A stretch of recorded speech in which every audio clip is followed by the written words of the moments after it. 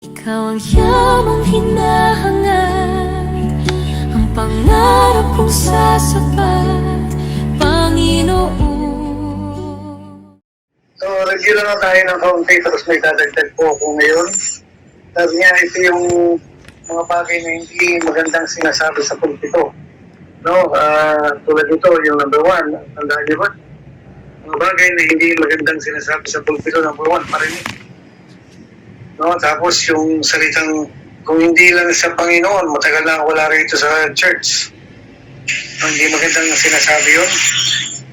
Number 3, kung hindi lang ako sa tao, matagal na ako wala rito sa Rema. Hindi magandang sinasabi yung gano'n. So, kahit sa pakikipag-usap mo sa mga tao, unang-una, hindi ka tanggap-tanggap sa Diyos yun eh. Kasi siya ang tumawag sa iyo eh. Pagkatapos, magsasalita ka ng gano'n. No? Mahalin mo yung mahal niya. At mawala man lahat ng mga tao, ang Diyos hindi mawawala. Kasi ang sinimulan niya, tatapusin niya. Ayun, yung number 4, yung sinasabi mo kung paano kang inapi, kung paano ka minaltrato, no? Kung paano ka nilagpaso, eh, hindi magandang sinasabi yun dahil nagtaparito o nagpunta sa church ang mga tao para makinig ng salita ng Diyos, hindi lang pang-aapi. No, yung kadramahan mo, hindi magandang sinasabi yung gano'n. Hindi pati magandang testimony yung gano'n, tapos bandang huli, akala mo lang pala. Ngayon, yung mga nakakaalam, ngingiwi sa'yo kasi hindi mo alam ang totoo, hindi mo alam sinasabi mo. Eh, kung alam mo man o hindi mo alam, hindi magandang sinasabi sa pulpito yung mga ganyan. Number 5, yung yabang. No? Alam niyo, kapag ka nagtetestimonyo ka, yan, pwede mo sabihin yung mga magandang ginawa ng Diyos sa'yo, pero mahalata nila kung napapupurihan ay ang Panginoon o ikaw. Sa mga salitang lumalabas sa'yo, mahalata kung nagtetestify ikaw, nagyayabang ka. No, mahalata kung si Lord ang napapupurihan o pinupuri mo ang sarili mo. Kaya maging maingat po tayo sa mga ganyan at gusto ko pa magdagdag ng number 6. No? Number 6, huwag mo sinisiraan ng pastor mo at ang simbahan nyo sa pulpito. Yan yung number 6. Huwag mong sinisiraan ang pastor mo at ang simbahan nyo. Hindi maganda sinasabi na pasensya na po kayo, yung pastor po kasi natin mukhang pinagbiyak na Arinola at Inodoro. Huwag mong sinasabi yung gano'n. Hindi maganda. No? Hindi magandang sinisiraan mo ang simbahan mo, organization mo sa pulpito. Ngayon, ano gagawin mo kung may pagkukulang ang pastor at walang pastor na walang pagkukulang? No? Eh, papakapan yan. Pinagtatakpan yan. Alam niyo po ba, sa tagal-tagal ko po na pinapanood po sila Kenneth Hagin, sila Maurice Cirulo, kahit si Benin, sa tagal-tagal na pinapanood mo, nakikita ko yung ugali nila. Nakikita ko, alam mo, si Maurice Cirulo, napakasungit. Namamahiya ng tao yan. Kahit sa harapan ng camera yan, papahiyain ka niya. Si Benin, masungit yan. Namamahiya din niya ng mga tao. Diba? Nagsasermon siya, daldal ka ng daldal dyan. Papahiyain ka niya. Walang papatawarin yan. Lalo na yung mga nanay na may daldalang bata. At nag-iingay yung bata. Eh dapat sasabihin niya gano'n doon ka sa likod o sana hindi ka na lang umatay. Bakit kasi kumastos sila ng thousands of dollars para mag-service pagkatapos di guguluhin mo lang. No? Talagang hihiyain ka niya. Talagang ipupulpito ka niya. No, tama ba o mali yung ganong bagay? Hindi naman mali yung ganon kasi nga dapat kapag umatay ka, makinig ka. No, hindi yung nakikisabay ka kay Benin sa sermon, ito sa pastor mo, makinig ka. Ngayon, yung isang assistant ni Reinhard Bonnke, sabi niya, dahil ako assistant, nakikita ko yung ugali, yung behind the scenes, sabi ng assistant niya, pwede akong gumawa ng libro para sabihin ko yung mga nangyayari para sumikat ako sa pero kaso, pasiguraan ko yung man of God. Kaya hindi ko gagawin, sabi niya gano'n, kinukwento niya kay Benin. Alam niyo po ba na behind every great man of God is a great mistake. ginagawa nila. So, magmula po kay Catherine Kuhlman, kay Simple Amy McPherson, kay William Branham, sino ba yung mga, kahit si Benny Hinn, maging ikaw at ako. Sa kabila po ng mga malalakas na anointing, o mga malalakas na mga anointed na mga preachers o pastor, dahil sa great sila, meron silang nagawang pagkakamali sa likod. No? Behind a great man of God, isang great mistake ang nagawa nila. Ngayon, wala naman talagang problema ron. Tanggap ng Diyos yun na magkakamali ka eh. Ang mahirap lang kapag hindi ka umalis sa magkakamali. Doon ka may judge ng Diyos. Pero kung judge mo yung sarili mo, sasabihin mo, Panginoon, nagkamali ako rito, patawarin mo ko, sorry po, babawi ako. Di andar ka ulit. No? Kahit po sabihin natin sa yung mga sunod-sunod na generation, si Simple Amy McPherson, si Maria Woodworth Ether, si Oral Roberts, si Reinhard Bonnke, kahit na si Kenneth Hagin, kahit sila Kenneth Copeland, yung mga mega church na mga pastor, behind them ay mayroon silang nagawang malaking pagkakamali. Pero ang maganda rito, yung mga successful na mga preachers ay hindi na natili doon sa mali. Nakasabi na, mali ako rito. No? Kaya nagpatuloy sila hanggang sa natapos nila yung assignment nila. Yan. Okay. Yung number 6 po na gusto ko idagdag, 10 ito pero hindi ko tatapusin. Yung wag mo sinisiraan yung pastor mo at yung simbahan mo sa harapan ng sa pulpito. Hindi magandang sinasabi yun. Kasi wala kang makikitang simbahan na perfecto. Wala ka rin makikitang pastor na perfecto. Ano gagawin mo? Hindi ba alam ng Diyos yung mga pagkukulang na yan at pagkakamali na yan? Alam niya, kaya nga pinadala ka niya. Kaya nga nilagay ka niya riyan kasi ikaw ang magpupuno doon sa mga pagkukulang na yun. Naalala ko po sa 12 years na pagpapastor ni Kenneth Hagin, sabi niya, lahat ng simbahan na pinagpadalahan sa kanya ng Diyos ay yung mga problema ng simbahan. Walang matino, walang maayos, walang maganda. Lahat sila pangit na simbahan, pangit ang sistema. Pero nung natapos siya, lahat sila magaganda na at nagsisiksika na ang mga pastor na mag-apply na maging pastor doon. Bakit? Sabi niya, lahat ng lugar, lahat ng simbahan na pinapastor sa akin ng Panginoon, mga problema ng simbahan. Bakit? Kaya nga pinadala riyan, dahil ikaw magpupuno doon sa mga pagkukulang at mga pagkakamali na dapat ayusin. Ikaw ang solusyon ng Diyos. Kaya, bandang huli, ikaw rin tatakas, aalis. Hindi maganda. No? Alam niyo po ba dito sa Rema, before po naging Rema ito, tinatawag po nating Bonnie Christian Fellowship. At doon po kami nagsimula nila Pastora Eli, nila Pastora Lea, no? Doon kami magkakasama lahat. Alam niyo po yun, yung lugar na yun, ilang beses po kami nagpalit ng miyembro. Bakit? Kasi may mga miyembro po na hindi makatagal dahil hindi maganda ang sistema. Hindi maganda yung, kasi bago ang simbahan na walang masyadong alam pa sa Bible, no? Tapos, ilang beses din kami nagpalit ng pastor. Bakit? Kasi, hindi nga maayos Pero sa kabila po nun, yung mga leaders po ng simbahan na yun ay willing magbago. Hanggang sa iniwanan po kami ng mga pastor, yung iba hindi na nagpaalam, bigla na lang hindi nagpunta, no? Swelduhan yung mga yan. Talaga may tinatanggap na salary yung mga yan. Hindi allowance, kundi salary. Yung iba hindi na lang sumulpot Hindi na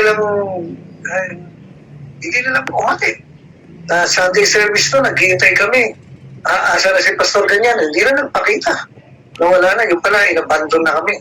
Bakit? Kasi nga, hindi nga maayos. Ngayon, yung simbahan po ng Bonnie ay inaayos pa lang. Ngayon, ang maganda po, yung mga leaders po noon ay hindi sumuko na magbago, na magkaroon ng change. Hanggang sa unti-unti, dahan-dahan, hanggang sa naging Rema na nga. At noon, sabi ko nga sa inyo, ang budget po namin ay ₱100 lang. Hanggang sa naging 1,000, ngayon milyon na. Pinagpapala tayo ng Panginoon. At nagpapasalamat po ako doon sa mga tao na during those times na binabago ang sistema, inaayos ang sistema, hindi nang iwan. Hanggang sa nakarating na po tayo dito sa Rema at na dumami na tayo, hindi naman tayo ganun karami, hindi naman tayo mega church. Nakakatuwa nga kasi willing tayong pumunta doon sa mga sulok-sulok no, na hindi pupuntahan ng mga mega church. And willing tayong magpunta doon kasi matyaga tayo. Ngayon, kailan maayos to? Ang Rema ba maraming pagkukulang at pagkakamali? Marami. No? Kailan maayos ito? Hanggat hindi dumarating ang Panginoon. Walang tigil na adoption, walang tigil na adjustment. May yung mga rules po natin ngayon ay lesson po yan ang mga sinaunang mga karanasan. Bakit kasi? Inaayos at inaayos na lang. Tapos sasabihin mo na, kung di lang sa Panginoon, ganito, ganyan. Mabuti lang ang Panginoon ay matyaga. No? Binabago, malaki na, sobrang laki na ng pagbabago ng church natin kumpara mo noon. Pero mabuti na lang, may mga tao po na hindi sumuko at nagtiwala sa Panginoon. Kaya ngayon, magkakasama tayo rito ngayon dito sa tinatayo pa lang ng Diyos na sistema. Alam niyo po, kahit sabihin natin, sila Kenneth Copeland, kahit JIL, marami po akong mga personal na kaibigan, kumpare-kumare, na nasa administration ng JIL, yung mga mismong mga kanang kamay ni Eddie Villanueva, no? At hanggang ngayon, nagkukwentuhan kami, kinukwento nila sa akin yung mga problema ng simbahan nila. Siyempre, hindi ko naman dadaldal yan. Pero makikita ko na mega church ito, milyon kung ang budget nila, tayo milyon pa lang. Pero ang dami pa rin pagkakamali. Pero kahit na ano pang sabihin mo, gawain pa rin ng Panginoon yan. Ang Diyos pa rin na nagsimula at ang Diyos ang magtatapos. No? Kaya hindi maganda na sinasabi mo sa pulpito na pasensya na kayo, itong simbahan natin napakapangit. No? Kamukha ng pastor. Huwag mong sinasabi yung ganon. Tinawag ka ng Panginoon dahil alam niya yung mga pagkukulang mo yan at isa ka sa solusyon. At babaguhin pa ng Diyos yung mga sistema rito, yung mga pamamaraan dito, babaguhin pa lahat ng Panginoon niya. Kaya hindi pa tapos ang Diyos. Pero sabihin ko po sa inyo, magmula noon hanggang ngayon, ang laki na ng pagbabago. At patuloy pa rin binabago ng Diyos para mapabuti. No? Lalo na ngayon, last days na. Kailangan nating maging, alam niyo, ang daming programa na ginawa rito. Ito po, hinihiwa-himay natin. Tama naman, maganda yung mga programa yan. Pero meron kasi hindi talaga nasusunod No, katulad sabihin natin, ang soul winning, napaka-hirap gawin yan. Mga workers lang talagang gumagawa niyan. O ngayon, punta tayo dito sa bagong programa na mga kampanya na mag-i-invite tayo. Kasi yung last message sa atin ng Diyos ay yung kung maalagaan mo yan, tatakbo yung singbilis ng stallion. No? Ibig sabihin na nasa part natin yung pag-aalaga. Okay. So ngayon, gusto ko pong dagdagan yung sasabihin ko sa inyo, bago naman ito. No, okay. Ready na kayo? Ready na kayo na magsulat? No, okay. 5 bagay na dapat alam mo. Yan. No? Ganda ng title natin. Very basic. Pero itong 5 bagay na to, ito ang isa sa mga pinakamahirap na gagawin ng isang Kristiyano. Napaka-basic pakinggan, napaka-basic na ituturo, pero napaka-hirap gawin. Pero magagawa. Alam niyo po, marami po akong narinig na susi ng tagumpay. Yan. No, susi ng tagumpay na pag ginawa mo, magtatagumpay ka. Yan, yung mga gaganda ang buhay mo, dadami ang miyembro mo. Yung mga ganyang mga bagay. Mga kapatid, na halos narinig ko na po lahat yan, pero isa lang ang nakita kong tumatalab. No? Isa lang ang nakita kong tumatalab. Ayan, okay. So, praise the Lord, simulan po natin. Buksan muna natin ang Bible natin dito sa 5 bagay na ito. No? Okay. Uunahan ko na po kayo. Ang 5 bagay na ito na dapat mong alam ay malalaman mo sa 3 pamamaraan. Okay. Sabi nga nila, ano ba magluto? Di buksan mo yung kalan. Iluto mo sa apoy. Okay, i-air fryer mo. Okay, diretso mo sa apoy. Ihawin mo. Iba't ibang paraan. Pero ito pong bagay na to, nasasabihin ko sa inyo, 5 bagay na dapat mong alam, hindi pwedeng hindi. Kung gusto mo magtagumpay sa ministry, kung gusto mo maging matagumpay sa buhay mo, dapat alam mo to. So, both personal and ministerial. Para magtagumpay sa personal na buhay at para magtagumpay sa ministry. No, hindi naman lahat kasi ng mga nasa ministry magtatagumpay. Kaya ako nga, sabi ko, titingnan ko pa lang yung tao. Sabi ko, papalya to. Bakit? Kasi, hindi niya ginagawa itong 5 to. Paano nga ba niyang gagawin ito? Nandito sa 3 ito. Naalala ko po, noong unang panahon, nag-camping po kami sa Nagkaralan, Laguna. Hindi ako nagkakamali. No, hindi ko na sure. Pero alam ko, Laguna yun. Kaunti lang kami noon. Isang church lang kami noon, Manila lang. At meron pong, ando po kasama namin si Pastor Danny. Si Pastor Danny po ay nakagraduate ng Bible School. At meron pong isang kaklase siya na dumalaw. Sabi sa akin ni Pastor Danny, darating yung kaklase ko. Gusto ko makausap. Sabi ko, bakit? Kakausapin ako graduate din ng Bible School yun. Alam niyo po, nung nakausap ko na, sabi ko, Pastor, sabi niya sa akin, brother, hindi naman kasi ako pastor. Pero siya, Pastor, graduate eh. Kaya sabi ko, kumusta? Bigla siya nag-open. Sabi niya, ano ko malalaman kung tinawag akong pastor? Ha? Sabi ko, ganun. Graduate ka na ng Bible School, hindi mo pa alam kung tinawag ka na magpastor? No? Meron kasing 2-year course, at meron naman yung 4-year course. Hindi ko alam kung 2-year course yung tinawag, yung kinagraduate niya, associate degree in theology, 4 years, hindi ko alam. Pero sabi niya, hindi daw niya alam kung tinawag siyang magpastor. Sabi ko gano'n bakit ka pumasok sa Bible School kung hindi mo alam? Kasi ang mga pumapasok sa Bible School, nagpapastor lahat yan. Yung nga, sabi niya gano'n hindi ko alam Baka pwede mo akong tulungan. Iniisip kong gano'n hindi nga ako nag-aaral ng Bible School. Paano ko siyang tutulungan? So, nag-usap kami, nag-discussion kami. Ito po ang advantage dito po.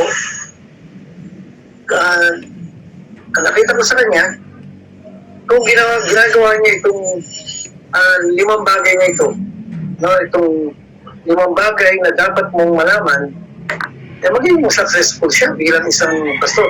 Alam niya, may calling siya. Alam niya, may pagkatawag siya. Kaso, hindi nga alam kung tinawag siya magpastor.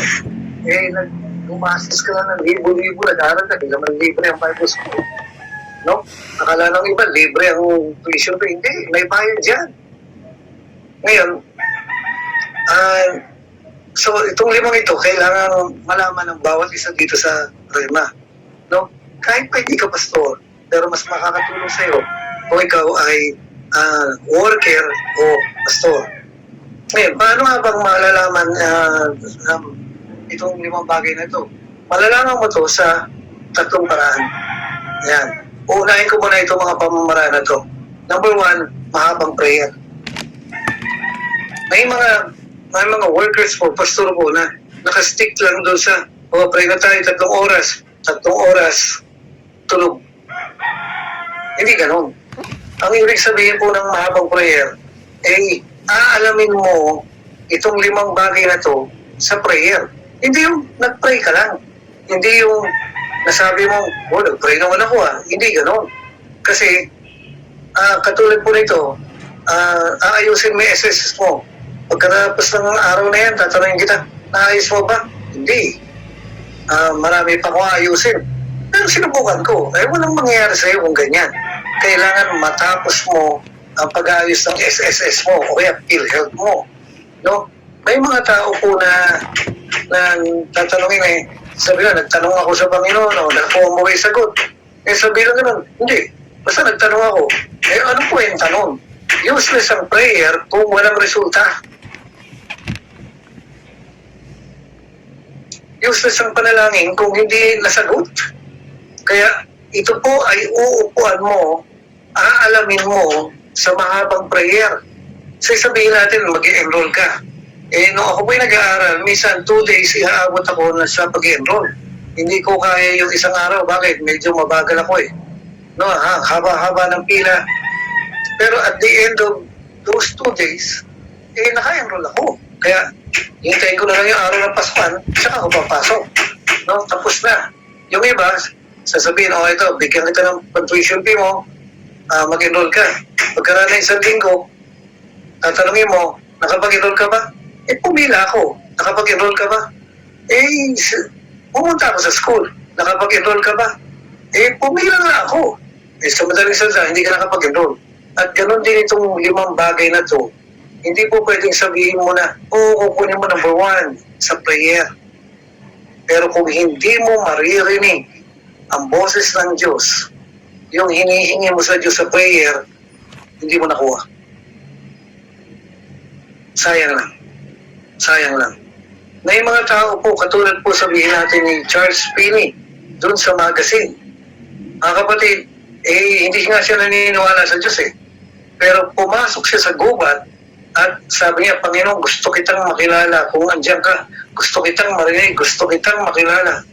Alam niyo, hindi siya lumabas hanggat hindi niya nakilala ang Panginoon. Dapat ganun. Hindi ka lalabas ng prayer. No, minsan i-label mo ito. Buti din 1 araw, 2 araw, 3 araw, 4 araw, 5 araw. Yung iba po, 1 buwan na nagpe-pray lang. Inaalam ko ano ang gusto ng Diyos para sa buong taon. No, si Kenneth Copeland, ganyan. Magpe-pray siya ng 1 month. Yung buong January, magpe-pray siya ng 1 month. Ngayon, paglabas niya, nakalista na lahat ko anong pinagagawa ng Diyos sa kanya. Hindi yung nag-pray ka nga, pero hindi mo naman nakuha yung sagot ng Panginoon. Sayang. Mali. No? At itong si Charles Finney, pagkatapos niya na nag-evangelize na siya. At mababasa niya sa magazine na very successful si Charles Finney. Sa lahat ng mga naging evangelist na nagpatanggap ng salvation, siya ang pinakamarami na na-retain na members na natiling born again. Yung iba nag-backslide. Pero sa kanya, 85% ng mga pinatanggap niya na natiling tumanggap hanggang sa namatay. Yung iba, ang dami ang tumanggap, pero 50% ay nag-backslide. Hindi maganda. No? Ngayon, nung dumating ang time na nagdududa na si Charles Finney sa sinabi ng Panginoon sa kanya, alam niyo ang ginawa niya, bumalik sa gubat. Ayan, mapapasa niyo po yan sa magazine. Bumalik siya sa gubat at nagsimula ulit magtanong patungkol sa confirmation at hindi siya lumabas hanggat hindi niya naririnig ang confirmation, ang boses ng Diyos.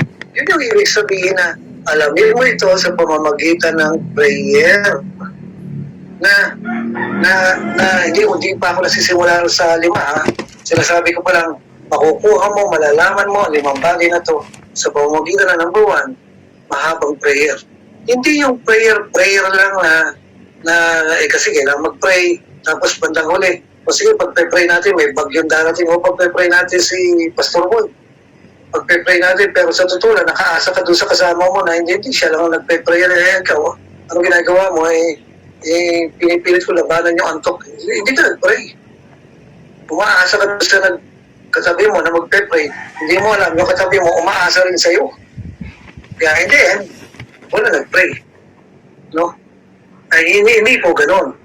Okay, number 2, yung pag-aaral po ng Biblia. Ngayon, kung babasahin po natin dito, sabi niya rito sa John 16, No, punta po tayo rito sa John 14. John 14, 26. Sabi niya, no? John 14, 26.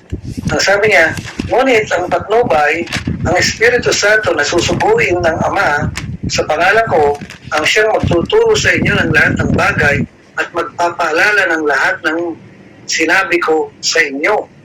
Ngayon, asan ba yung mga sinabi ni Jesus? Hindi dito na sa Bible. Ngayon, kung hindi ka nagbabasa ng Bible, anong ipapaalala ng Holy Spirit sa'yo? Ngayon, nagbabasa naman ako ng Bible Iba kasi yung nagbabasa sa nag-aaral, nagme-meditate, nagde-devotion. Yung nagbabasa, ini-scan mo lang yan, inaalam mo lang yan, dapat tayong mga workers at pastors ay tapos na yan. Kumbaga na dapat nabasa mo na yan. Kaya pag nag-aaral ka ng Bible, talagang tinututukan mo. No? Iba po kasi yung nag-aaral ka ng Bible na minsan makakarinig ka ng boses na sasabihin ng Holy Spirit sa'yo. Tingnan mo kung ano nangyari. Tingnan mo kung anong naganap. Tingnan mo kung paano ganyan. Ano gaganyan ka ngayon? Bakit kasi yun ang Holy Spirit na nagtuturo sa'yo. Pero kung hindi ka masusing nag-aaral ng salita ng Diyos, yung iba pong mga pastor, nagbubukas na nga lang ng Bible kapag magtuturo ng Sunday. Wala sila talagang Bible reading. Yung Bible reading nila, mababaw.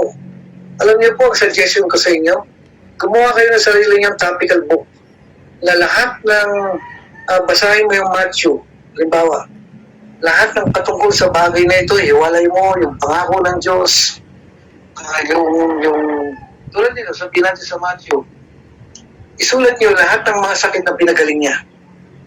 Jesus. Tapos sa isang column, lahat ng mga sakit na pinagaling niya, at dito sa kabilang column, ano ang pamamaraan na ginamit niya para pagalingin niyo? Halimbawa, may sakit na bulan.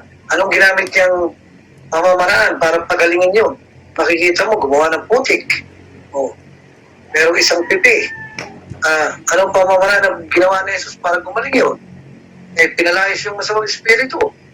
So, gumawa ka ng ganyang topical book, gumawa ka ng sarili mong concordance, hanggang sa yung Bible, kabisado mo na, hindi na-memorize. Kung hindi alam ko to, makikita ko yan, kahit na hindi mo memorize, kung saan nakalagay sa Bible, yung part na yun, alam mo.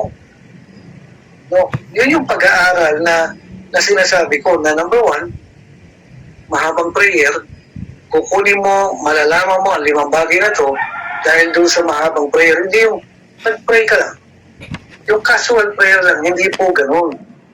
Sabi nga ng ibang mga preachers, no, kung maalala niyo si David Wilkerson, sabi niya, yung umaga mo, sabi ng Holy Spirit sa kanya, sa akin. Huwag kang kukuha ng schedule pagdating ng umaga. Ang buong umaga mo sa akin yan. Ibig sabihin, nasa prayer lang. Anong pinag-uusap pala? Hindi ko alam. Pero alam ko, nag-uusap sila kasi very successful si David Wilkerson dahil ang field niya, ang deployment niya ay yung mga gangster, yung mga fraternity, yung mga nagpapatayan, yun ang assignment niya. At hindi siya magiging successful dyan kung hindi siya nakikipag-communicate sa Diyos every day. At kahit worker ka o pastor ka, hindi ka magiging successful kung wala kang personal na komunikasyon, yung communication na narinig ko ang boses ng Diyos, narinig ko instruction ng Diyos. Bakit? Kasi nakuha mo sa prayer. Number 2, yung salita ng Diyos. Gumawa ka ng sarili mong concordance. Yung talagang mag-dig, no? Si keepers ng kingdom of God, ano yun? Yung daga na nagpupumilit, bumutas ng semento. Yun ang ibig sabihin ng sea keepers. Yung dito sa bahay namin, mayroong daga rito na tuwing gabi, kutkot ng kutkot Talagang yung itong sahi ko, pinupukpok ko para umalis siya Pero babalik at babalik. Tanda ko makita ko, butas na yung sahi ko. No? Anong ginagawa niya? Ay Yun ang ibig sabihin ng seek ye first.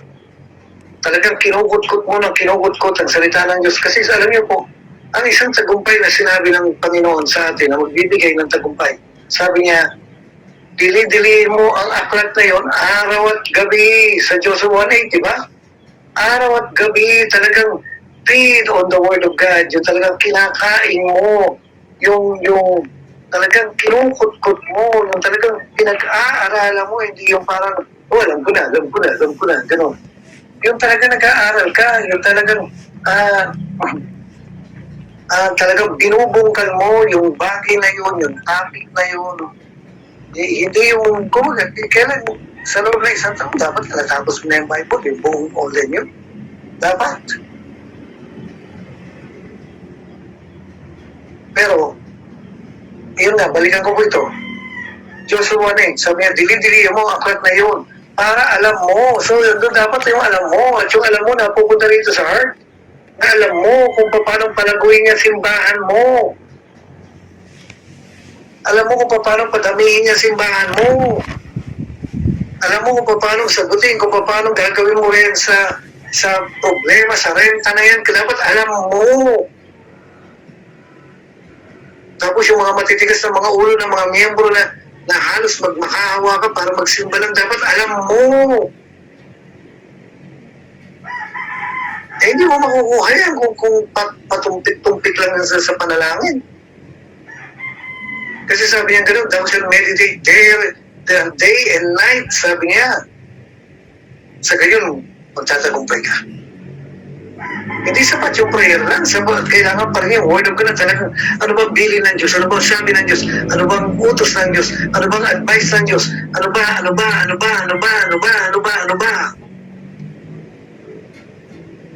Ngayon, makikita yan sa church mo, sa ministry mo. Kung ginagawa mo to, hindi. Kasi sabi niya, kung gagawin mo ito, sabi niya, makikita yung tagumpay. Kapag nakita ang tagumpay, mapapupurihan ang Diyos. Kasi sabi niya gano'n mas mag-glorify ang Diyos kapag nasasagot ang bunga ng panalangin natin. Pero kung patumpik-tumpik ka lang na bakit sa 10,000 taon na wala pa rin miyembro, no? 100 million years na, 3 ka lang ang miyembro, may mali. May mali. Ikaw dapat ang mag-dig. Ikaw ang magbungkal sa prayer. Tapos sasabihin mo gano'n, basahin natin sa luha, yung mga lupa na matitigas. Umiiyak ka nga ba talaga? Kasi alam niyo po, yung tagumpay ni Charles Finney, isipin mo pumasok lang siya sa pabrika. Wala pang sinasabi yan. Hindi pa nagsesermon yan. Nakonsensya na lahat ng buong nagtatrabaho, pinatay na ang makina. Lahat sila nakatira pa. Iyak lang iyak, konsensya. Tumatawag sa Diyos dahil makasalanan sila. Wala pang sinasabi si Charles Finney. Tapos, hindi nga malinaw yan . Ano yung peryahan? Perya. Noon, ang libangan ng mga tao noon ng panahon, perya. At yung perya, pumunta doon sa bayan na yun, pero dahil sa lakas ng anointing, sa lakas ng revival, wala nagpunta, 2 tao lang. Kasi hindi sila interesado sa mga mundong mga bagay. Ang gusto nila doon sa church. No? Para mga taga-Rema, yun ang umuwi. Ang gusto nila sa church, ang gusto nila church. Gusto nila puro fellowship. Anong sekreto ni Charles Finney? Kasi alam nyo, hindi nga lang naihabol yan sa mga translation na yan sa magazine. Meron tinatawag na Father Nash. At si Father Nash ay 16 hours nagpe-pray kada araw. Around 16 hours ang prayer niya. Grupo sila, mga 5-6 sila, magre-renta ng apartment. At buong araw for 16 hours, nandun, nakamukmuk sa sahig. Pinagpe-pray yung ministry ni Charles Finney. Kaya hindi nakakapagtaka. Ang lakas ng anointing. Kung hindi mo gagawin yan, kung hindi gagawin ito, kung hindi natin gagawin ang tatlong bagay na ito, walang mangyayari sa ministry natin. At huwag kang makontento dyan sa anointing na yan. Yung iba sasabihin gano'n, hindi naman ako naghanda, hindi naman ako nag-prepare. Pero ba't ang lakas ng anointing? Anointing yun ng church, hindi mo anointing. Natatangay ka lang sa prayer ng church, pero hindi mo anointing. Kaya nga, sabi niya gano'n, kung gusto mo maging matagumpay at maging maginhawa ka sa ministry, hindi hirap na hirap mag-soul winning, hirap na hirap magka-membro, hirap na hirap mag-alaga ng tupa. Sabi niya gano'n, kung gagawin mo to, giginhawa ka at magtatagumpay. Thou shalt meditate therein day and night. Ibig sabihin yung word of God at prayer. Napaka-basic, pero ito po yung mga advance na nakakagawa.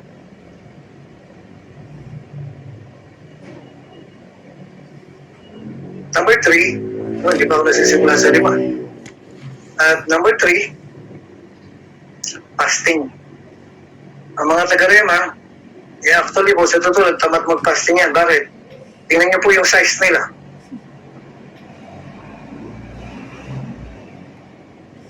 Halata, hindi nagpa-fasting. Ngayon, alam niyo po ba si Kenneth Copeland, Kenneth Hagin, Oral Roberts, Reinhard Bonnke, Benny Hinn, sino pa ba? Yung mga successful na preachers, tinawag. Si Kenneth Hagin nga, nagpakita pa sa kanya si Jesus.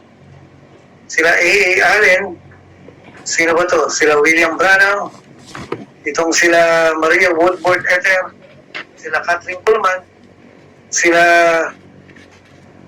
Alexander Dowie, yung mga magagaling na mga evangelist, lahat sila tinawag at nagpakita pa nga ang Diyos sa kanila.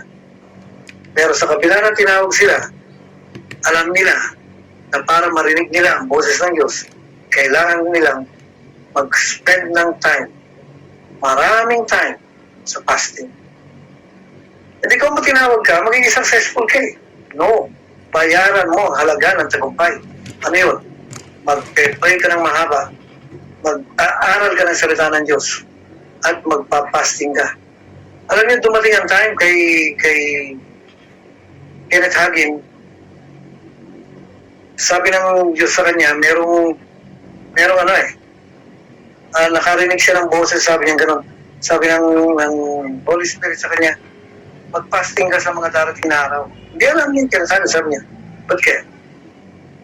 Tapos meron pong isang mayaman na pastor na naging matikas ang katawan. Mula rito, pababa, matikas ang katawan. At ang dami na po nag-pray sa kanya, ang dami ng naglehan sa kanya, ang dami ng bumisita sa kanya, pero hindi gumagaling. Bandang uli, naimbitahan si Kenneth Hagin at nagpunta siya, pero dahil sa nag-fasting siya, pagpasok niya doon sa pinto, narinig niya ang sabi ng Diyos, pumunta ka sa paanan ng may sakit at gawin mo ito. Ginawa ni Kenneth Hagin, pumunta siya sa paanan ng may sakit, no? At ginawa niya to, alam niyo, yung tao, paising ko, gumaling. Bakit? Kasi, nag-fasting siya eh. Pero, oo nga, tinawag si Kenneth Hagin. Pero paano kung hindi siya nag-fasting? Paano kung wala siyang fasting? Magiging matagumpay ba siya? Hindi. Ito po sinasabi ni Pablo. Sabi niya, sa mga pag-aayuno, ay naku po. Yun yung isang sekreto ni Pablo, pag-aayuno. Yung pag-aayuno na narinig mo ang sinasabi ng Diyos, hindi yung nagutom ka lang. Hindi yung naggutom ka lang. Hindi yung nag-fasting naman ako Narinig mo ba kung ano sinasabi ng Diyos? Nakuha mo ba yung hinihingi mo sa Diyos? Nalaman mo ba kung ano yung tinatanong mo sa Diyos? Hindi. Basta nag-fasting ako. Ano po yung tanong? Wala.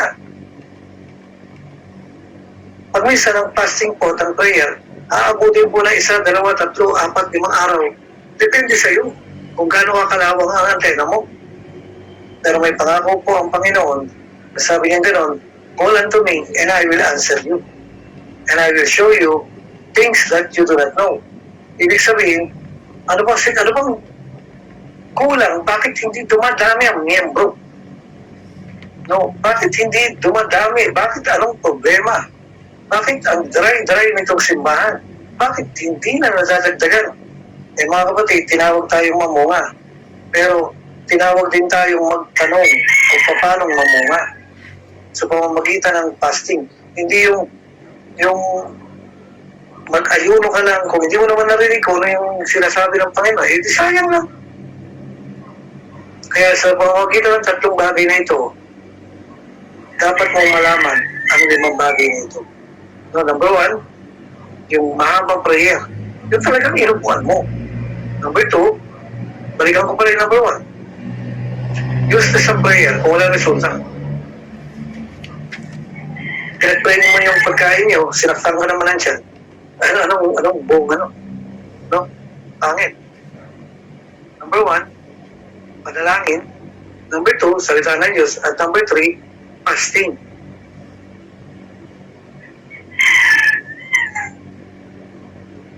Yung iba, hindi makatagal ng 3 araw na fasting eh.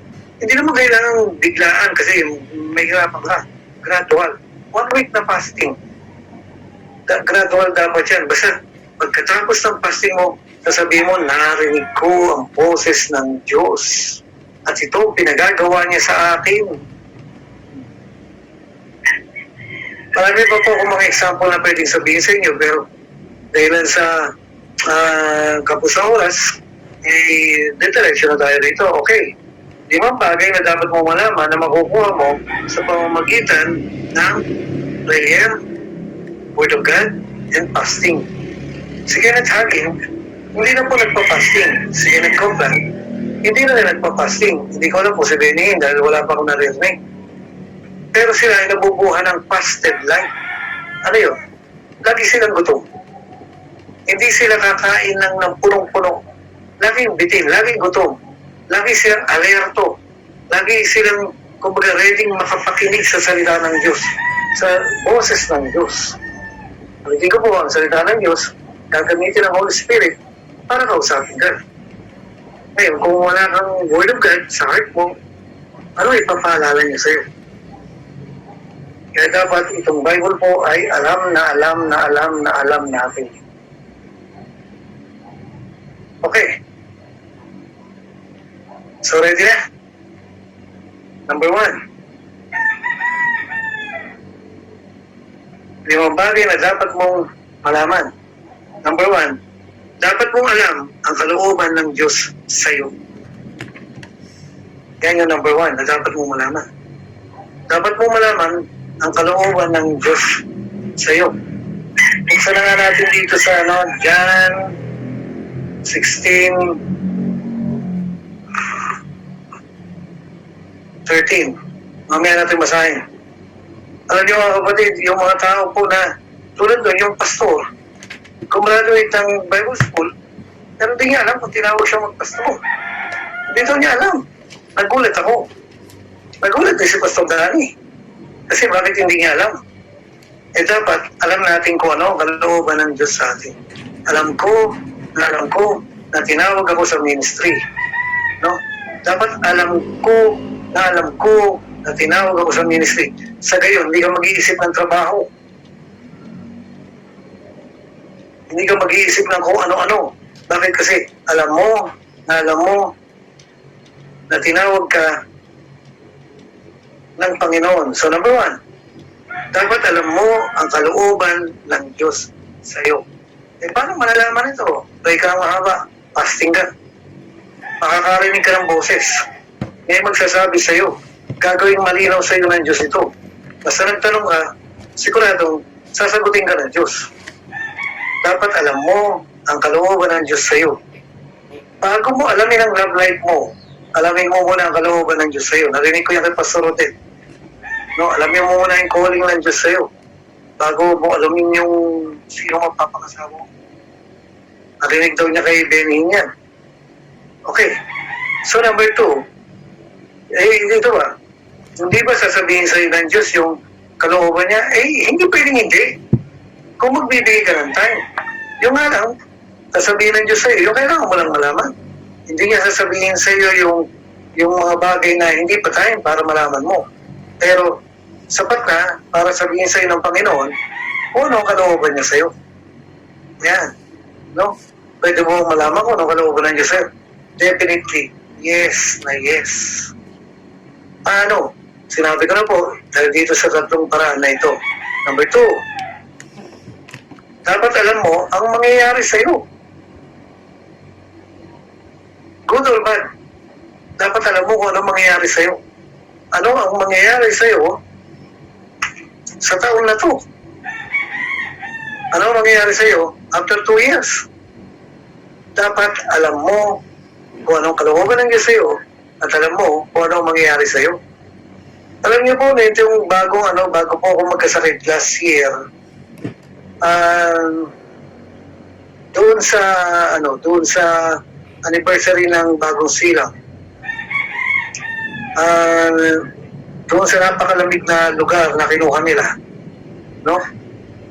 Eh, nakarinig ako ng boses nung worship na dahil sa sobrang init, na dinaya sila Pastor Eli, sayang, nagbayad sila ng tama. Pagkatapos, dinaya naman sila dun sa lamig, sila pala yung mga aircon.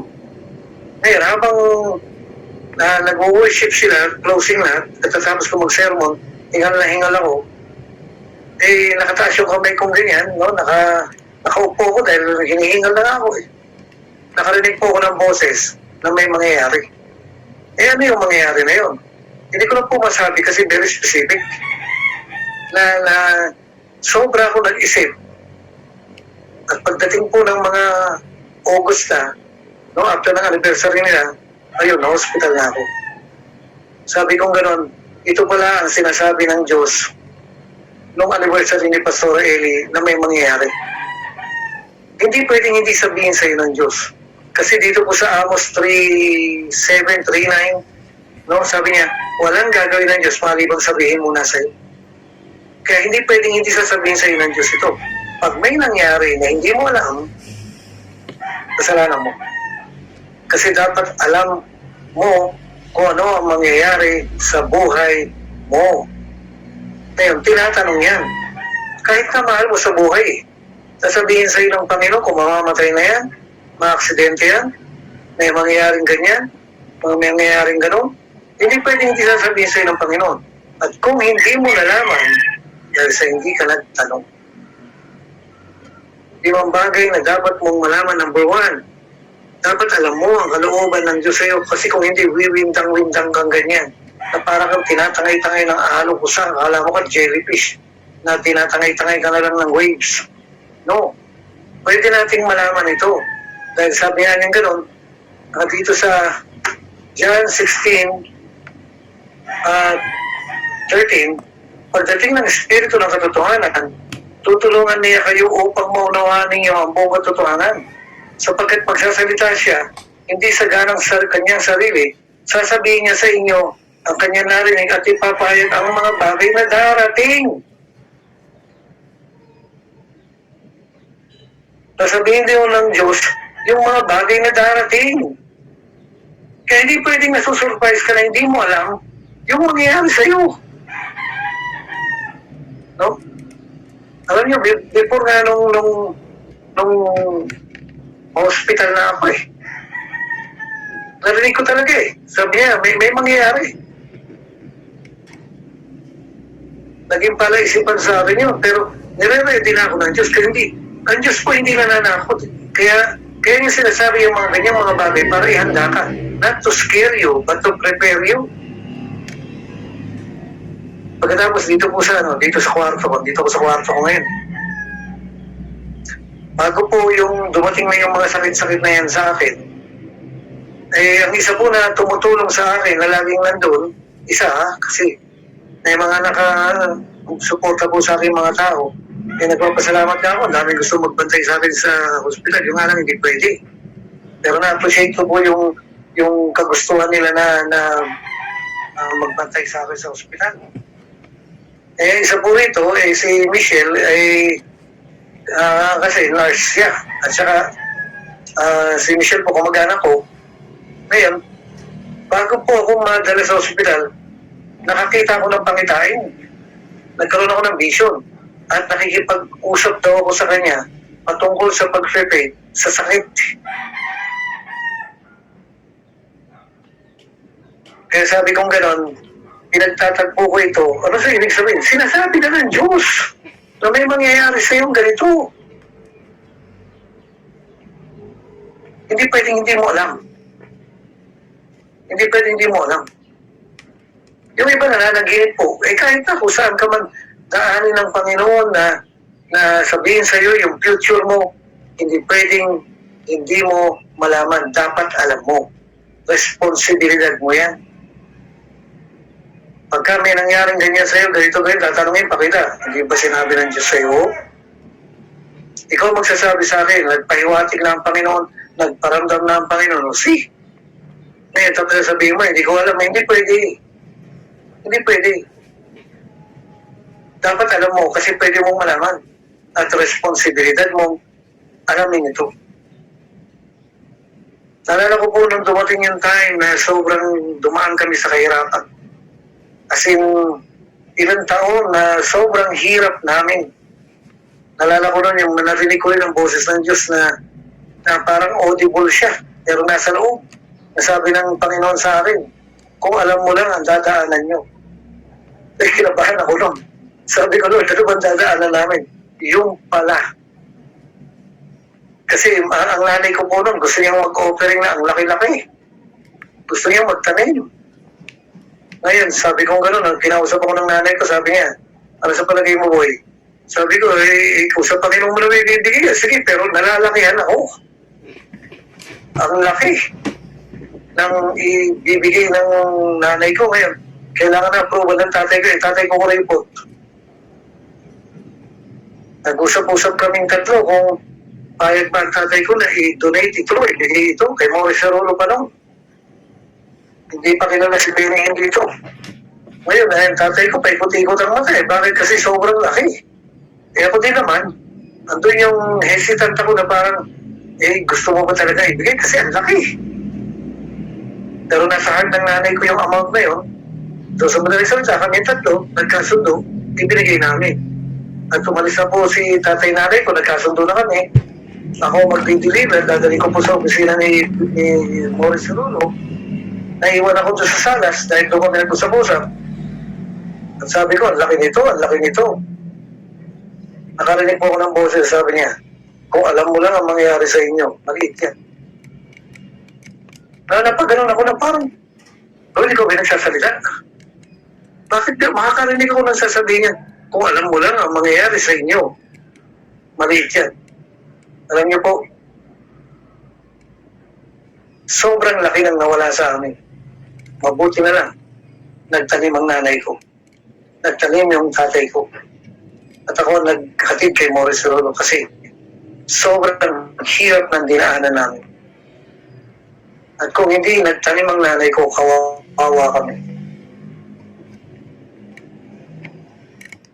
Yun lang ang nagpapatunay na dapat na alam mo ang mangyayari sa'yo. Ngayon, dito sa church, dito, dapat alam natin, no? Kaya punta tayo sa number 3. Number 1, dapat mo alam ang kalooban ng Diyos sa'yo. Number 2, dapat alam mo kung ano mangyayari sa'yo. At number 3, dapat alam mo ang mangyayari sa Sunday. Dapat alam mo ang gagawin ng Diyos sa Sunday. Hindi yung service tayo, magturo ka ng Word of God, halos hindi ka nag-aral. Hindi po ganun. Dapat alam mo kung may tatanggap. Alam mo kung magpapatanggap ka ng thanks. Alam mo kung anong pagkilos ang gagawin ng Diyos sa'yo sa Sunday. And every Sunday, may mga similarities, pero every Sunday may pagkakaiba. Dapat alam mo. Paano mo malalaman ito? Binanggit ko na po sa tatlong bagay. Prayer, Word of God, and fasting. Hindi yung, ano kayo mangyayari sa Sunday? Hindi pwede yun. Sabi ko sa inyo, mga advance po ang makakagawa nito. Pero very basic, kayang gawin ng kahit sino. Naalala ko po noon yung time na sabi ko doon sa pastor namin na yung time na yun, walang tumatanggap, walang bisita. Kung sino yung umaaten last month, last 2 months, last 3 months, last 4 months, sila pa rin. Hindi na nadagdagan. No, sila pa rin. Talagang patay ang service. Kami-kami na lang, wala nangyayari. Ang ginawa ko po, sabi ko, nagsasawa na ako ng ganito eh. Walang baguhan. Walang bago. Yung patay ang service. Parang magsasermo na lang, parang routine na lang. Padadaanin mo na lang yung Sunday, parang magsaservice ka na lang para matapos na yung Sunday. Wala talaga. Ang ginawa ko po, inalam ko. Ay, talagang tinutukan ko na, sabi ko gano'n. Lord, sabihin mo sa amin kung anong dapat namin gawin. Anong mangyayari pag Sunday sa Sunday? Anong mangyayari? Anong gusto mong gawin? Anong gusto mong gawin? Anong gusto mong ipakanta? Anong gusto mong i-sermon? Anong gusto mong gawin? Hindi naman ako pastor. Pero sige, pray, fasting, pray, fasting, pray, fasting, pray. Nakarinig po ako ng boses. Sabi niya, sabihin mo sa pastor, magpatanggap siya sa linggo. Oh, nagganon ako. Sabi ko, Lord, may tatanggap ka? Eh, wala naman kami mga bisita. Wala naman bagong attender. Ganito na lang palagi. Pero minsan lang yun eh. Na sinabi sa akin. Na sinabi ko ngayon doon sa pastor, pinunta ako. Sabi ko, Pastor, magpatanggap ka sa Sunday. Magtawag ka ng altar calling. Sabi niya sa akin, walang tatanggap. Parang tinawanan pa niya ako eh. Sabi ko, magpatanggap ka. Na mag-invite ka sa harapan para may salvation. Sabi niya gano'n, walang tatanggap. Niloloko-loko pa niya ako. Sabi ko, magpatanggap ka nga. Mag-invite ka ng sinong gusto tumagal sa Panginoon. Sabi niya, ay naku, sabi niya gano'n, walang tatanggap. Sure siya na walang tatanggap. Kasi nga, wala namang nangyayari sa church eh. Walang nangyayaring bago. Pero dahilan na lang siguro sa hiya niya sa akin, dahil makulit ako, nung matatapos na ang service, bigla niya sinabi, sino po ang gusto tumanggap sa Panginoon dito? Alam niyo, yung mahigit 1 taon nang na-attend, biglang lumapit sa harapan. At tumanggap sa Panginoon with matching crying. Nung makita ko, umiiyak yung 1 taong yun. Na 1 taon nang uma-attend. Yung pala, hindi naman pala born again. Kasi lumapit siya sa harapan. Iyak siya ng iyak. Tinanggap niya ang Panginoon. Napuspos ako nung tinakita ko yung itsura niya, yung mukha niyang luhaan na tinatanggap niya ang Panginoon. Pagtingin ko doon sa pastor, gusto ko sabihin, tingnan mo. Pagtingin ko yung pastor, mas luhaan, mas lalo umiiyak. Kasi na-surprise siya na may tumanggap. Yun po ang tinutukoy ko rito na kailangan alam mo kung ano mangyayari sa Sunday. Ngayon, yung prayer mo sa week na yun, no? Okay, Sunday ngayon.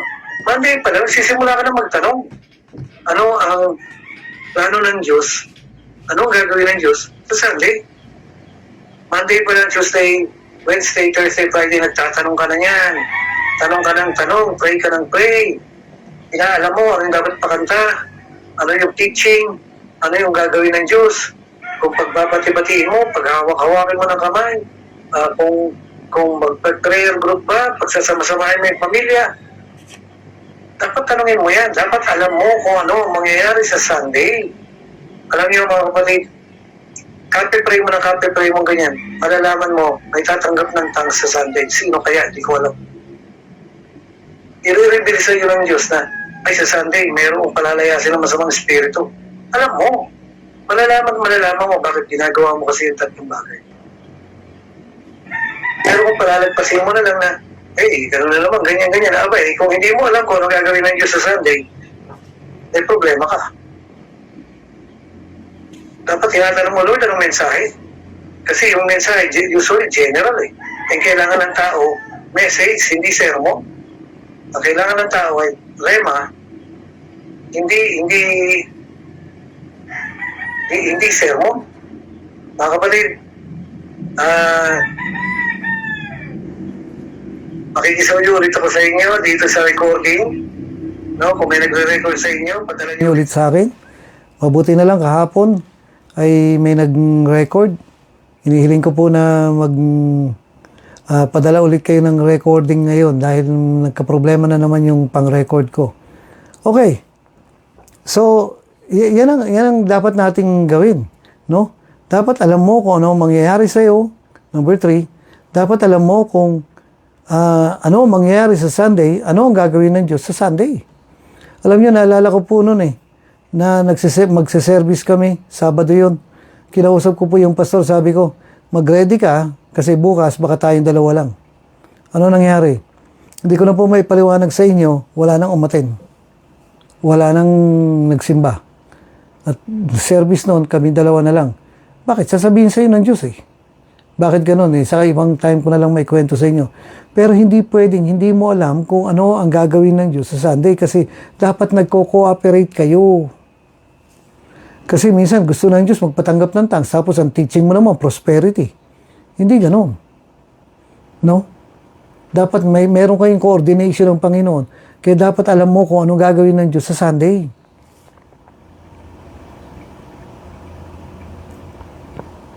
Malalaman mo yan, kape-pray mo, kakapasting mo. Okay. So, number 4. Ito. Ano yung number 1?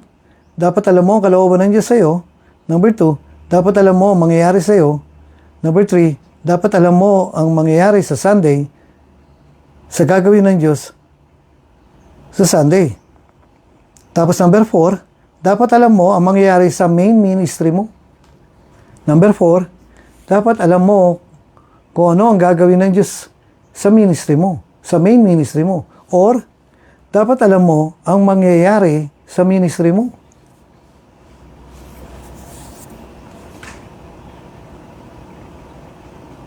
Dapat alam mo ang mangyayari sa ministry mo. Paano kung di ka pastor, worker ka lang? Dapat alam mo na may masosolwin ka this week na talagang pinapasolwin ng Diyos na andun sa loob mo, andun yung inward witness na mayroon akong masosolwin this week. Paano mo nalaman? Kasi sinabi ng Panginoon. Hindi yung hula lang, kundi nandun yung pagkausap sa iyo ng Diyos na merong mawiwin ako ngayong week na to na mailalapit ko sa Panginoon. Kasi alam niyo po, yung mga sinasabi po na nagigisingin ka ng Diyos sa ating gabi, tapos sasabihin niya sa iyo, pumunta ka sa tulay, yung pala pagdating mo may magpapakamatay. Bihira yun Bihirang-bihira yun. Unang-una, ang layo ng tulay dito sa amin. Ewan ko po sa inyo. Pero halos hindi nangyayari yung ganun. Nangyayari, pero halos hindi. Pero dapat, alam mo na this week, meron kang masosolwin. Alam mo na this week, merong magpapakamatay dyan na masosolwin mo. Alam mo na this week, doon sa soul winning mo, meron kang masishare na after 2 days, mamamatay na. Dapat alam mo yan. Hindi yung, tara, mag-soul win tayo, gano'n, nagkikilitian pa kayo habang humahayo. Hindi gano'n. Dapat alam mo na may mangyayari sa ministry mo ngayong week na to. Iba pa yung sa Sunday, ha? Sabi, ay, pastor, ako po alam ko kung ano mangyayari po sa Sunday. Ano yun? Wala pong sasama sa akin sa na-invite ko. Correct. Bakit kasi?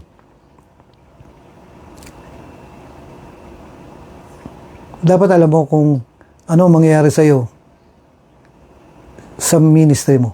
Kahit di ka pastor. Kung ang ministry mo ay soul winning lang, dapat alam mo.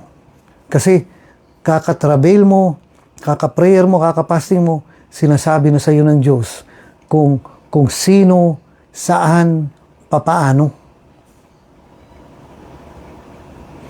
Magugulat ka kung paano very detalyado ang Panginoon kapag nagbigay ng utos. Yung Ark of the Covenant, naku po, napaka-arting piece of ano yan. Yung ark ni Noah, ay nako, to the centimeter. Talagang yung sukat, talagang sukat na sukat kasi kung hindi, lulubog. Magbibigay ang Diyos ng ganitong gawin mo. Punta ka dito, kausapin mo siya. Sabihin mo to, itong sasabihin mo. Minsan sasabihin pa nga ng Diyos huwag ka magbabanggit ng ganyan. Madami pa akong mga kwentong mga ganyan sa karanasan. Pero syempre, kulang. No? Ngayon, naalala ko po nung unang panahon na nag-aaral po ako, na pumasok po ako sa mga short-term courses. Ang tinuturo po rin yung mga computer subjects na tigo 1 month lang. Ano ba pinag-aaralan doon? Yung Excel, ano ba yan? Word, PowerPoint, ganyan. Pero nung unang panahon, wala pa yan. Ang meron nun yung Lotus 123, WordStar, equivalent ng Word yun. At tigo 1 month lang. Ngayon, papasok ako doon sa school at ang purpose ko ay mag-soul winning lang. Siyempre, para matutunan ko rin yung computer, pero more on, naghahanap ako ng mga tao na masisiran ko. No, na everyday ko mapapalo, bakit kaklase mo eh. So, ganun po ang ginagawa ko, mag-enroll ako, mura lang naman ang tuition fee noon. Ang mura-mura, nasa 400 pesos lang. Ngayon, meron pong isang estudyante ron na ang lahi nila ay pare, lalaki siya. Na hindi ako nagkakamali, 5 silang magkakapatid na lahat sila pare, siya lang ang hindi naging pare. At yung lahi nila, mga kamag-anak nila, ay lahi ng mga pare. Lahat ng pare nasa kanila. Pare, singsing pare. Nasa kanila lang lahat. Ngayon, ang desire ng heart ko ay makapag-share ng gospel niya. Alam ko naman, hindi sama sa Diyos yung ganun eh. Ngayon, nandun din siya sa school at naging kaklase ko. Hulaan nyo, kanino ididikit ng Diyos yun? Ito yung isang tao na religious, napaka-religyoso, pero mali. Tapos ito po yung isang estudyante na gustong mag-share ng gospel. Naging kaklase ko, sa palagay nyo, kanino ididikit ng Diyos yun? E di siyempre, sa akin nadikit. Alam nyo, ako lang naging kadikit niya. At nung sinabi niya sa akin na lahi sila ng mga pare, ayan, ngayon, alam ko na kung bakit. No? Kaya, itong time naman na to, hindi sinabi sa akin ng Diyos na, may makikilala kang lahing pare, ganito, ganon. Wala naman. Pero doon sa main ministry ko, hindi po nasayang yung pag-enroll ko, yung desire ko na makapag-share ng gospel sa mga tao. Bakit? Kasi nakuha ko po yung teacher ko, yung kapatid ni Pastora King. At dahil doon, nakuha si King. At dahil kila King, kamag-anak nila sila Myra, sila Maribel, ayan, nakuha na lahat. Dahil doon sa desire lang na yun. Pero ang tinutukoy ko po rito, dapat sa main ministry mo, kahit sa paggigitara, kahit sa pag-MC, kahit na doon sa pag-a-usher, dapat sinasabi sa iyo ng Diyos ang mangyayari. Kahit sa pagsusolwin, kailangan sasabihin sa iyo ng Diyos na meron kang masusolwin ngayong linggo na ganito ang sitwasyon, ganito ang kondisyon, kausapin mo siya sa itong sabihin mo sa kanya. Kailangan alam mo yan. Hindi pwedeng hindi. Bakit kasi? Dapat nga 5 bagay na dapat mong malaman. Nagbigay na po ako sa inyo ng mga verses na biblical ito. No? So, number 4, dapat mo na malaman ang mangyayari sa ministry mo. Teacher ka man, pastor ka man, worker ka man, soul winner ka man, MC ka man, hindi yung magaling ka lang mag-MC, akala mo nag-MC ka sa kasal. Hindi ganun. May masasabi ka. Kahit na yung sa pagkanta. Minsan sasabihin sa iyo ng Diyos, ito kantahin mo.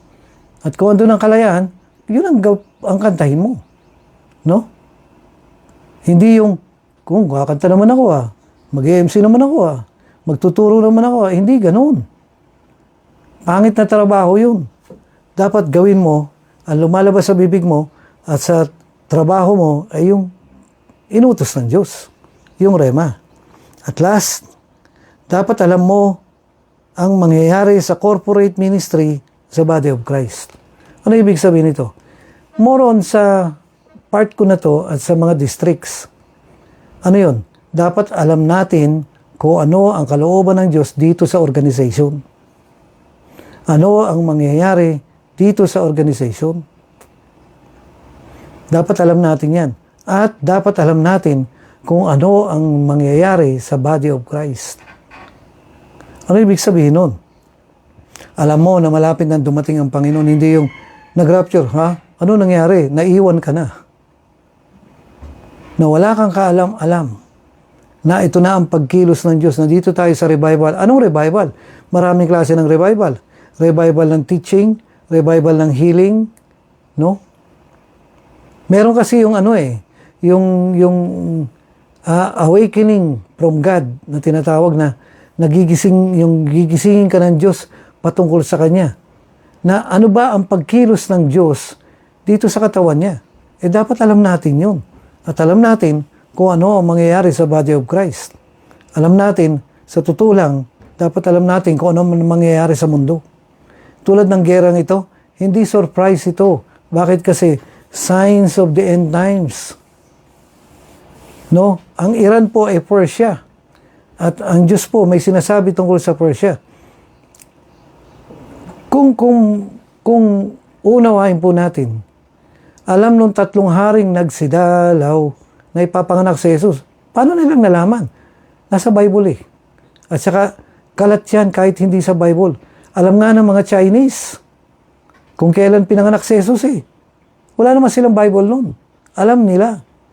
At tayo po, lalo pa tayo ng mga Kristiyano, dapat alam natin kung ano ang gagawin ng Diyos, anong revival ang gagawin ng Diyos, anong pagkilos ng Diyos ang gagawin niya sa body of Christ at dito sa organization natin at dito sa simbahan natin.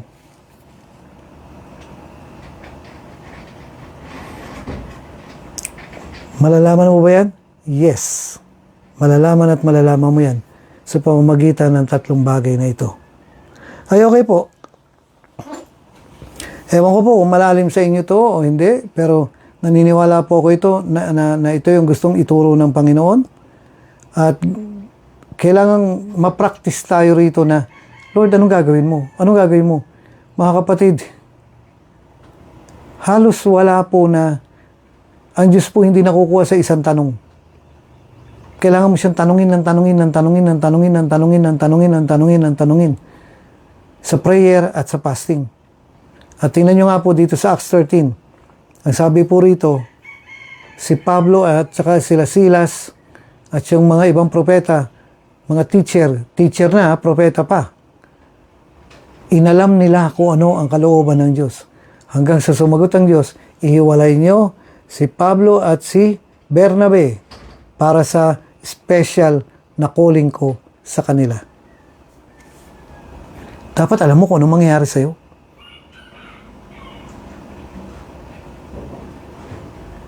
At kung di mo alam,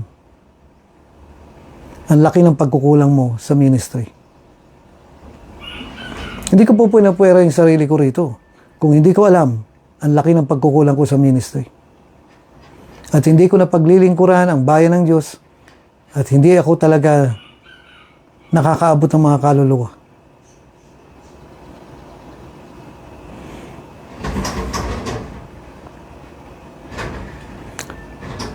Walang ibang gagawa nito kundi ikaw at ako. Dapat alam natin kung ano ang gagawin ng Diyos sa mga huling araw na to. Dapat alam natin kung anong gagawin ng Diyos sa simbahan natin. Dapat alam natin kung anong gagawin ng Diyos sa ministry natin.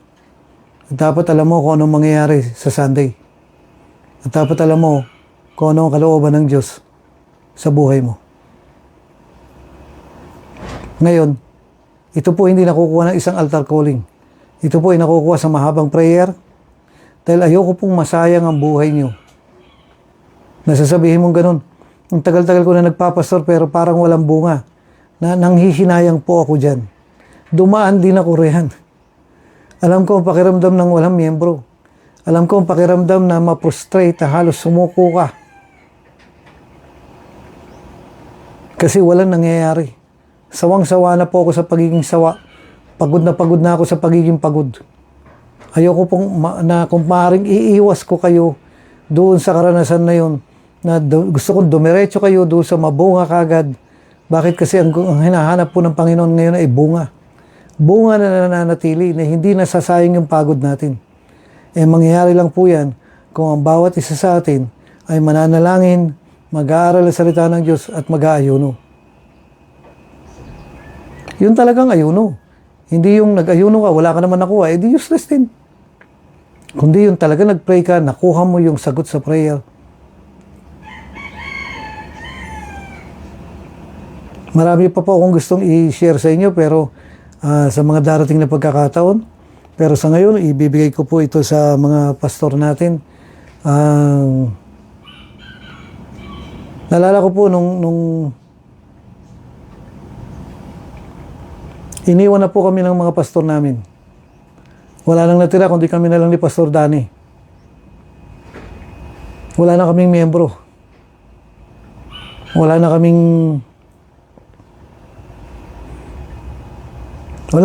members. Kaming dalawa na lang natira. Wala nang gusto magpastor sa amin. Si Pastor Danny na lang ang automatic na magiging pastor. Kinausap ko siya, sabi ko, mag-pray tayo. Mag-fasting tayo. Tanungin natin ang Panginoon kung anong gagawin natin, ano bang plano niya rito, kasi yung mga sinaunang pastor, walang plano eh. Sabi ko sa kanya, mag-fasting tayo, magpakumbaba tayo sa Panginoon. Mag-commit tayo na Lord, gagawin namin yung kailangan. Hindi yung magpapastor ka, magsesermon ka, magpapollow up ka, hindi yun. Kundi aalamin mo. Yung kukunin mo sa prayer, kukunin mo sa fasting, yung specific na instruction ng Diyos, hindi yung basta nagpastor ka na lang, nagsermon ka na lang, nag-soul winning ka na lang, nag-follow up ka na lang. Kundi nakuha mo yung specific na sinasabi ng Panginoon na ito gawin mo, ito sabihin mo, dito ka pumunta. Alam mo, na alam mo, na alam mo. Anong tawag doon? Rema. Nakuha mo ang rema ng Diyos sa ministry mo. Nakuha mo ang rema ng Diyos sa kalooban niya sa iyo. Nakuha mo ang rema sa church nyo. At nakuha mo ang rema sa lahat ng aspeto ng buhay mo. Hindi ka mabibigaw dahil umuo na ang Diyos riyan. Kukunin mo na lang. Ngayon, tiyaga po. Anong tawag sa tiyaga? Faith. Kaya ibinabalik ko po sa inyo mga pastor. Wala po tayong film showing ngayon. Mag-evaluate po tayo. Mag-summarize tayo. Mag-altar calling pa rin kayo mga pastor. At kausapin nyo yung mga miyembro, yung mga workers na nagtitraining, nakikitraining na kasi alam nyo, kung hindi natin gagawin ito, hindi ka makakakita ng tagumpay. At kung meron ka man tagumpay, mababaw. Kasi mas malaki pa sa kanya na makakagawa ng higit pa, sabi, higit pa sa kaya mong isipin at hilingin. Sobrang laki pa ng gustong gawin ng Diyos sa atin na hindi mo makukuha kung hindi mo kukunin sa Diyos. Hindi mangyayari sa iyo kung hindi mo makukuha sa Diyos. Huwag ka makontento sa 50 members. Huwag ka makontento sa 100 members. May miyembro ka na. Huwag ka makontento sa 1,000 members. May pinagagawa pa ang Diyos at kailangan makukuha mo lang ang tagumpay dyan kapag nalaman mo na ito ang pinapagawa ng Diyos sa iyo. Sabi nila Pastor Boy, gawin natin to, ganyan, gano'n, kasi sa ibang simbahan, successful to. Iniisip kong gano'n, hindi naman sinasabi sa akin ng Diyos, Ba't ko gagawin? Dati, dahil sa pressure nila, ginawa namin ni Pastor Danny na gawin daw namin ito, gawin namin yan. Di sige, gumastos kami. O pagkatapos namin gawin, nagkamiyembro ba? Wala. Bakit? Hindi naman inutos ng Diyos sa amin yun eh. Sa kanila lang. Specifically, sa kanila lang. Sa amin hindi. Pero nung ginawa namin, yung pinapagawa sa amin ng Diyos, successful. Ayoko pong dumaan pa kayo dun sa mahihirapan kayo.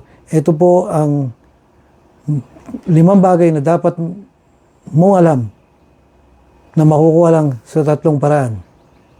Okay po, binabalik ko po sa mga pastor. Mag-altar calling kayo kung ano man ang gusto niyo idagdag. Pero ipukpok po natin ito dahil ito po ang kasiguraduhan na magbibigay sa atin ng tagumpay. God bless you po. Ikaw ang yamang hinahangad, ang pangarap kong sasapat.